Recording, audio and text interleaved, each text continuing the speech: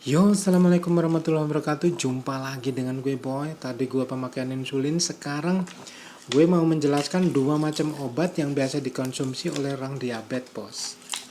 Oke. Dan bagaimana cara kerjanya supaya kalian tidak salah paham dan salah dengar dari sumber terpercaya dengan penjelasan yang simple, sesimpel orang awam. Oke. Jadi ketika Anda didiagnosa diabetes, biasanya dokter akan memberikan beberapa macam obat ya yang akan kalian konsumsi jika kalian tidak mendapat rekomendasi insulin. Nah, biasanya dua macam obat itu kalau yang umum adalah golongan glikasid. Golongan glikasid. Enggak lah, intinya rombongan sulfonylurea. Ini ada beberapa macam obatnya, salah satunya itu glibenclamid. Ini seperti ini, ada lagi yang kecil-kecil bulat. Pokoknya intinya yang kecil-kecil ini rombongan sulfonylurea. Satu lagi adalah metformin. Nih, ini adalah metformin. Kebalik ya? Oh, kebalik. Oke. Nah, dua obat ini biasanya dikombinasikan atau bahkan ada yang sudah mencetaknya menjadi satu. Setengah glibenclamid, setengah lagi metformin. Itu mereknya kalau nggak salah Merck, Glucovan, buatan merek. Waduh, jadi promosi enggak ya? Glucovan itu isinya setengah metformin, setengah gliben. Biasanya minum sehari sekali. Tapi jika kalian nggak mendapatkan itu, tapi mengkombinasi, kalian bisa melakukan ini. Oke, secara dasar gue mau kasih tahu ya, mau kasih tahu cara kerjanya buat biar orang awam tahu dan nggak sembrono minum obat ini. Oke, pertama adalah glibenclamid, boy. Ini kita ambil clue-nya aja karena kalau saya sendiri juga mungkin termasuk golongan orang awam dan bodoh, kalau diberi banyak penjelasan mumet. Kita cirenin aja, glibenclamid rombongan sulfonylurea. Cara kerjanya yaitu merangsang pengeluaran insulin oleh pankreas. Wah, jadi ini kerjanya membabi buta merangsang, bos. Makanya ini harus hati-hati. 5 menit kemudian harus makan. Kenapa? Ketika terangsang pankreas melakukan insulin, kalian tidak ada masukan, kalian bisa ngedrop. Karena dia merangsang terus sehingga nggak seimbang jika tidak dikeluarkan. Makanya glibenclamid nggak boleh diminum malam hari, boy, kecuali orang-orang yang memang sudah paham. Tenang, kenapa? Kalau kalian pada waktu tidur terjadi hipoglikemi atau penurunan gula yang berlebihan karena insulinnya terlalu banyak, kalian bisa ngedrop, nggak ketahuan, akhirnya bablas langsung ke pintu akhirat. Kenapa? Karena hipoglikemi nggak ketolong. Sedangkan hipoglikemi itu atau gula darah terlalu rendah itu harusnya diminumin manis. Oke, jadi glibenclamid atau rombongan sulfonylurea ini cara kerjanya itu merangsang insulin. Dan jika dia tidak mendapatkan asupan, insulinnya banyak, akhirnya tidak seimbang dan bisa namanya hipoglikemik. Yang kedua, ada yang lebih aman, katanya di Amerika ini dipakai ya. Ini adalah rombongan metformin. Cara kerjanya yaitu mengcounter pembentukan glukosa tubuh dari makanan, kemudian menutup pintu-pintu masuknya glukosa. Salah satunya yang di usus. Jadi gini, kalau ini diminum masuk ke dalam perut, merangsang insulin, insulin tersemprot, ada makanan masuk, dicerna seimbang. Oke. Nah, kalau ini modelnya diminum kemudian dia pecah, bekerja menutup saluran atau menutup pembuluh darah yang akan menyedot gula, sehingga makanan itu akan tetap di dalam lambung, kenyang, dan diperlukan secukupnya. Ini juga kalau untuk orang kelebihan berat badan oke. Tapi bisa disalahgunakan orang untuk menguruskan badan karena ini merangsang pemecahan glukosa di dalam otot. Bedanya tadi, kalau tadi merangsang insulin, ini merangsang pemecahan. Dan menutup mata-mata atau sel-sel supaya tidak menyerap gula darah sehingga gula darah tetap stabil.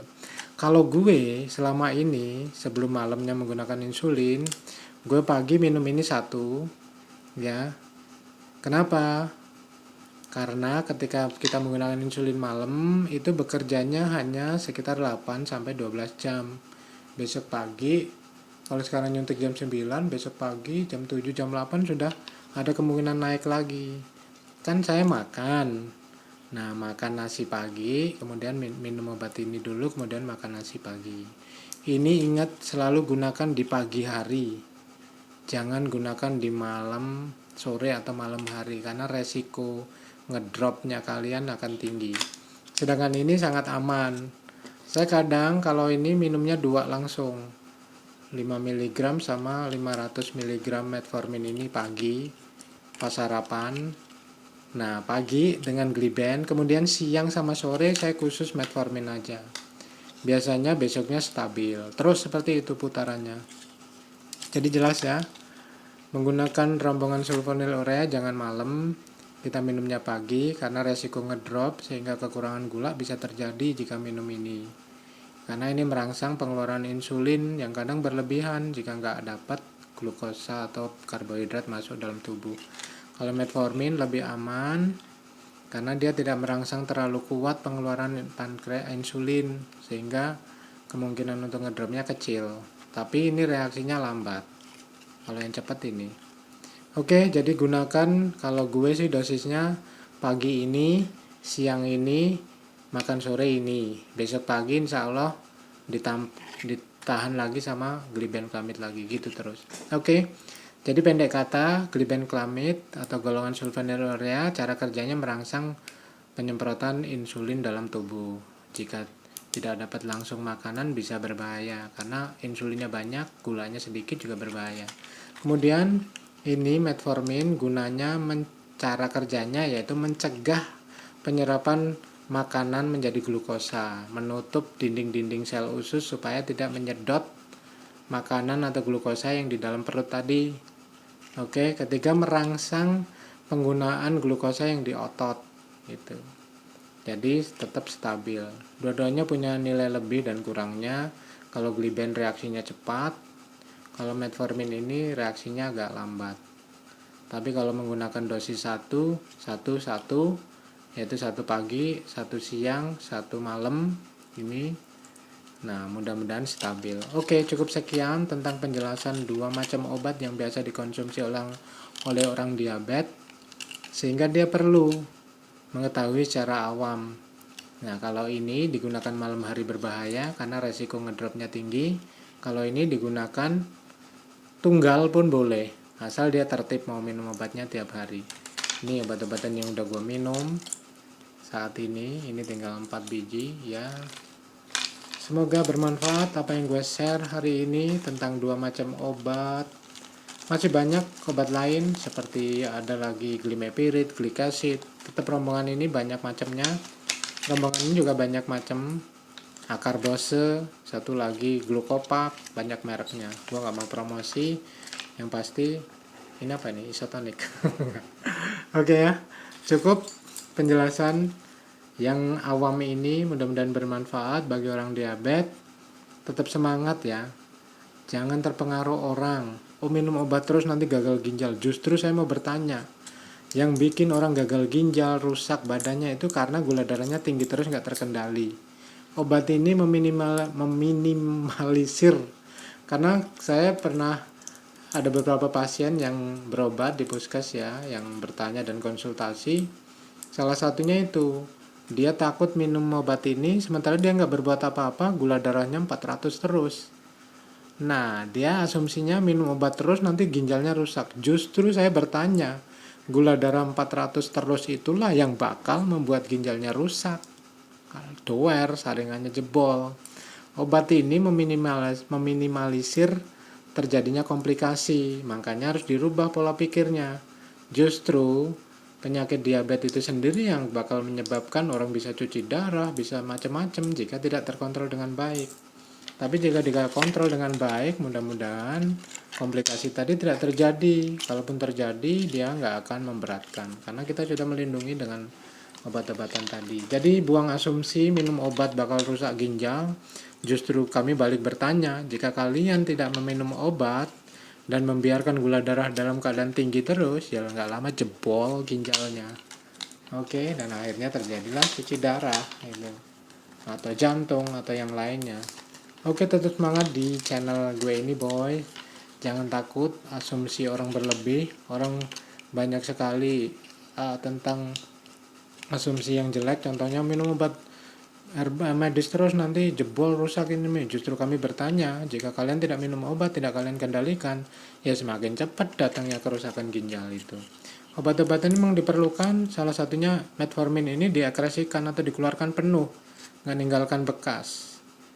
Glibenclamid ada bekas, cuman insya Allah kalau lancar kalian kendalikan ginjal kalian supaya tidak terbebani gula darah, ya mudah-mudahan aman. Itu jadi buang asumsi negatif minum obat bikin rusak ginjal. Justru kami balik bertanya, ketika kalian tidak minum obat atau tersesat dengan pengobatan orang yang katanya obatnya canggih segala macam, tersesat sehingga tidak mengendalikan gula darah dengan benar, ya otomatis akan segera datang gagal ginjal, cuci darah, jantung, dan lain-lain. Oke, terima kasih atas perhatiannya. Tetap semangat di channel gue ini, boys. Mudah-mudahan bisa memberikan kesadaran bagi orang awam ataupun orang-orang yang kurang memahami, mendapat manfaat sehingga terjadilah asumsi yang baik sehingga meningkatkan kesehatannya. Oke, tetap semangat, gak usah takut. Gula darah ataupun diabetes ataupun darah tinggi menurut para ahli adalah silent killer. Silent killer itu adalah pembunuh yang diam-diam gak dikendalikan, membunuh manusia. Nah, tetapi kalau dia dikendalikan dengan baik, itu menurut penelitian para ahli, mempunyai angka harapan hidup yang sama dengan orang yang tidak punya dua penyakit ini. Jadi, saran saya kendalikan diabetes kalian, darah tinggi kalian dengan benar, supaya tidak terjadi dengan silent killer atau penyakit yang diam-diam membunuh. Padahal sudah bisa dideteksi, tapi karena kita merasa tidak sakit atau merasa ogah-ogahan mengendalikan, akhirnya diam-diam koit. Oke, terima kasih atas perhatiannya. Tetap semangat di channel gue, boy. Jangan lupa subscribe dan gue ucapkan terima kasih atas segala dukungan kalian, dan saya akhiri. Wassalamualaikum warahmatullahi wabarakatuh. Bye bye.